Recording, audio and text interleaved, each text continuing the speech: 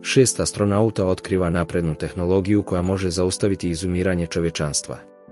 Kada odbiju da odu uprkos prijetnjama od vanzemaljske infekcije, parazit počinje da ih okreće jedne protiv drugih. Onesviještena žena se budi uz alarm koji upozorava na nenormalnu aktivnost u tom području. Bez sjećanja na ono što se dogodilo, pita se zašto joj je krv na rukama i zbunjeno razgleda prostoriju. Iako je tijelo boli, prisiljava se da ustane dok zvučnici najavljuju kvar sistema. Uzima baterijsku lampu i oprezno kreće niz hodnik prekriven krvlju. Dok čuje uzbune o sigurnosnom proboju, Ria umorno prati krvavi trag i šokirano pronalazi beživotnog čovjeka. Osjetivši opasnost, vadi nož iz njegovih grudi kako bi ga koristila kao oružje. Zatim istražuje obližnju kontrolnu sobu i pronalazi još jednog palog neznanca. Prateći obavještenja, prebacuje prekidač kako bi aktivirala rezervno napajanje. Dok se sistem ponovo pokreće, izlazi iz zgrade i nailazi na vreću za tijelo, a unutra je astronaut s unakaženim licem kojeg je nemoguće prepoznati. Žena pregleda strukturu iza sebe i vidi kako pepeo pada s neba. Ne znajući gdje se nalazi, Ria istražuje vanjski prostor i nailazi na sjenovitu figuru koja oponaša svaki njen pokret prije nego što nestane u zraku, dodatno je zbunivši. Prije nego što uspije dalje zakoračiti, već se nalazi na ivici litice. Kada pogleda gore, svjedoči neobično lijepom nebu koje pulsira i talasa se iz središta. Uočava svjetlost kako se kreće iznad, ali tada počinje da se guši i užurbano se vraća u zgradu, koristeći posljednje snage da zatvori vrata i duboko udahne, dok sistem upozorava na opasno nizak nivo kiseonika. Nesigurno hoda zamračenim hodnikom, dezorijentisana zbog nedostatka zraka. Iznenada se prisjeća kako joj je neko udario glavu o zid i kako se grčila od boli na podu.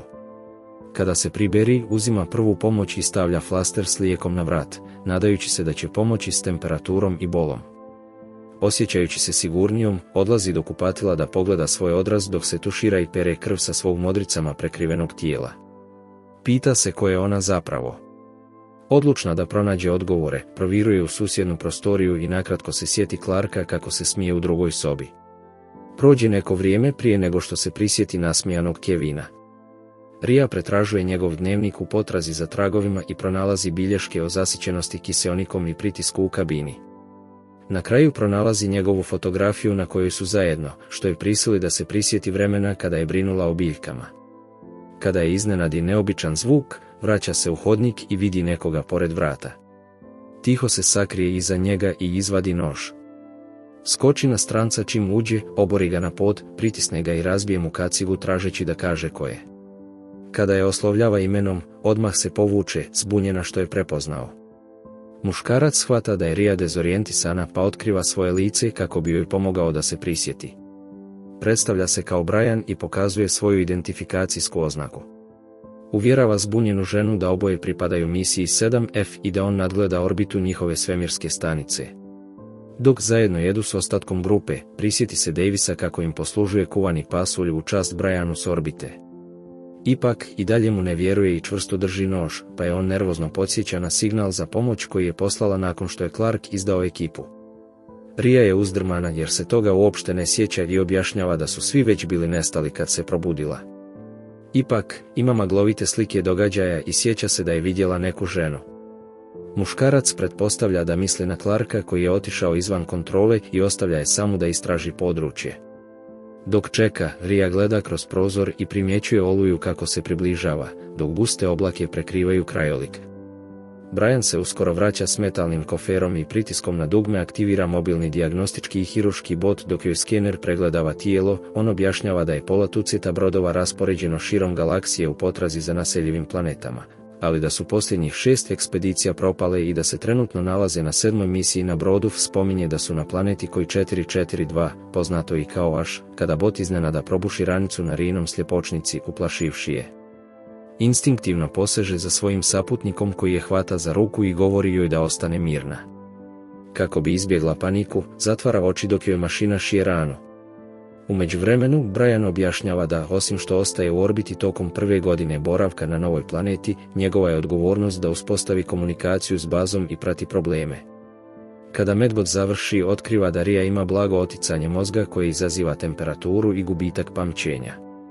Muškarac je uvjerava da su sve vještine koje je stekla i dalje prisutne, ali nju više brine razotkrivanje njenog identiteta i šta se desilo s njihovom misijom. Sljedećeg dana, dok zajedno iznose tijela palih članova tima, Brian kaže da im ponestaje kiseonika i da moraju napustiti Ašu. Kada se planeta poravna s orbitalom za 12 sati, dok sluša njegov plan, ona pogleda ka Audijevim ostacima i trgne se od sjećanja na njegove posljednje trenutke na svemirskoj stanici. Oklijevajući, podiže makaze iz lokve krvi i prisjeti se kako ih je zabolao Audija. Uznemirena, odlazi u prostoriju sa zalihama, stavlja novi flaster na vrat i potom se slomi u suzama, pitajući se da li je ona odgovorna za propast njihove ekipe. Kako ogromna pješčana oluja obuzima zgradu i okolinu, preživjeli mogu samo da posmatraju iznutra. Ria spominje da je počela da se prisjeća stvari, pa on traži detalje, ali kada ona šuti, Brian pomisli da je riječ o njenoj vezi s Kevinom. Žena ga obmanjuje potvrdivši njegove sumnje, bojeći se da otkrije nedavno sjećanje. Upravo tada zvučnici upozoravaju na proboj trupa što dovodi do kritično niskog nivoa kiseonika. Užurbano oblače opremu i kreću da pregledaju strukturu u potrazi za oštećenjem dok Ria primijeti slomljeni ventilacioni otvor. Opremljena alatima za popravku, sama ulazi u ventilacione cijevi, u jednom trenutku skidajući kacigu da bi se provukla kroz uski prolaz. Ubrzo pronalazi otvoreni poklopac, ali kada ga zatvori, pred očima joj bljesne zastrašujuća slika Clarkovog iskrivljenog lica. Kasnije Brian iznosi teoriju da je patogen zarazio njihovu žensku članicu posade, izazvavši psihotični slom zbog kojeg se okrenula protiv ostalih. Ria ga moli da ostane duže kako bi otkrili šta se zaista dogodilo, ali muškarac insistira da moraju krenuti za 5 sati jer će u suprotnom umrijeti zbog nedostatka kiseonika. Te večeri posjećuje Kevinovu sobu i čita njegov dnevnik, prisjećajući se trenutka kada je njihova ekipa stigla na planetu Aš, željna da započne novi život. Zatim uzima njegovu jaknu i udahne njegov miris, sjećajući se trenutka kada ga je zagrlila dok je on puštao muziku. Nesvjesna da je zaspala, Ria sanja kako susreće svog voljenog u oazi dok dron kruži oko njih. Muškarac je sa strepnjom poziva da pogleda u bunar, ali kada to učini, zaslijepi je prodoran zvuk. U sljedećem trenutku iznenada se zatekne ponovo na svemirskoj stanici, gdje nožem ubada Kevina u grudi, prije nego što se konačno probudi iz noćne more. Čim se probudi, pronalazi dron iz sna i priključuje ga na medicinsko-dijagnostičkog bota koristeći ekran da pusti video. U snimku njihova ekipa pješke putuje do lokacije na koju ih je Brian odveo, nadajući se da će pronaći izvor čudnih emisija sa planete. Kada naiđu na vještački izrađen bunar, tim shvata da je cijela atmosfera Aša stvorena pomoću stotina sličnih struktura. Davis ubacuje predmet u ponor da ispita njegovu dubinu, ali on iznenada eksplodira i otapa mu lice, trenutno ga ubijajući dok otrovni gasovi i električne struje izbijaju iz bunara zajedno s mnogim drugim. Ria može samo da posmatra snimak u užasu kada je Brian prekine. Suočava ga s tim da je znao šta se dogodilo njihovoj posadi i da su druga bića terraformirala planetu. Muškarac tvrdi da je znao samo za njihovu misiju, ali da je cijela stanica potamnila nakon toga. Ona ga optužuje da laže kako bi njome manipulisao, iako on objašnjava da samo želi da stignu do orbitale tokom poravnanja jer nemaju mnogo vremena da pobjegnu. Brian je moli da odloži svoju istragu dok oboje ne budu na sigurnom. Ali ona konačno otkriva pravi razlog zbog kojeg želi ostati. Ria vjeruje da je oduzela živote članovima njihove ekipe, iako ne razumije zašto je to učinila. Šokiran tim priznanjem, on se preplašeno odmiče dok ga ona moli da odgodi njihov odlazak kako bi mogla otkriti zašto je počinila takva djela. Ukratko spominje da, kada transdermalni flaster izgubi djelovanje, počinje se prisjećati događaja koji su se odigrali. On je podsjeća da je njihova misija važnija od saznanja istine, dodajući da mogu iskoristiti vanzemaljsku tehnologiju pronađenu na Ašu da promijene atmosfere drugih planeta i učine ih pogodnim za život ljudi. Poražena, ona se bez riječi udaljava od njihove rasprave. Kasnije, Brian je posjećuje u sobi i obavještava je da imaju još oko 3 sata prije nego što se letjelica lansira prema orbitali. U početku ne pridaje poseban značaj njihovoj interakciji, ali kada joj on stavi novi flaster na vrat, počinje sumnjati u njegove prave namjere. Čim on napusti prostoriju, njen vid počinje da se vrti, što je navodi da skine medicinski flaster. Gotovo odmah se prisjeća kako se branila od Adija koji je, činilo se, bio odlučan da je ubije. Nakon što ga je više puta ubola makazama, on je konačno prestao da je napada.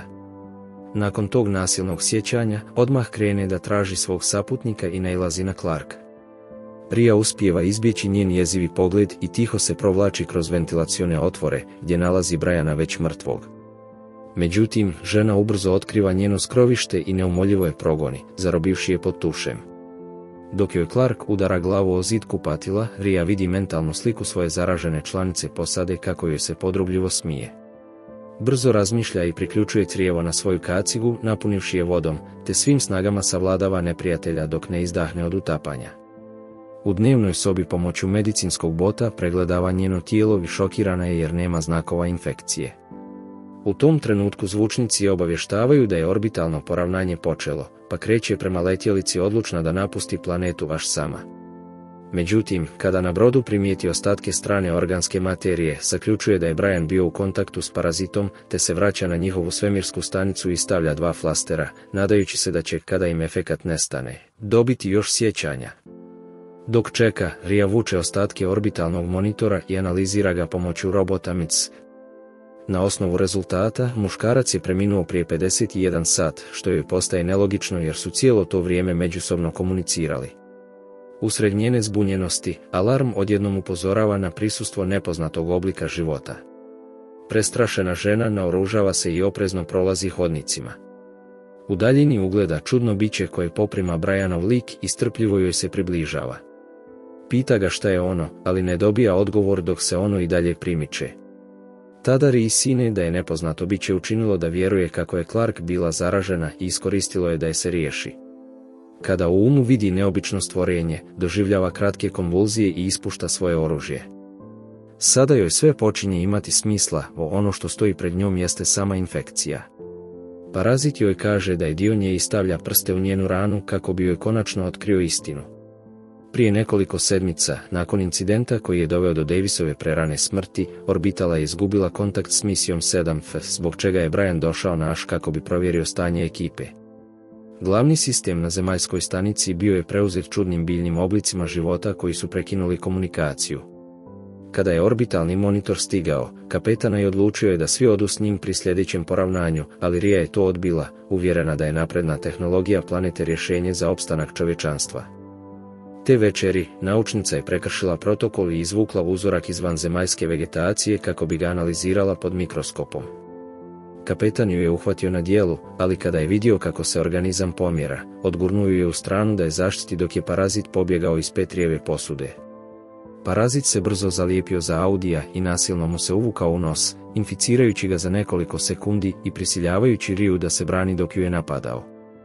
Clark je stigla nekoliko trenutaka kasnije i obuzdala ženu dok je Kevin provjeravao njihovog palog člana posade.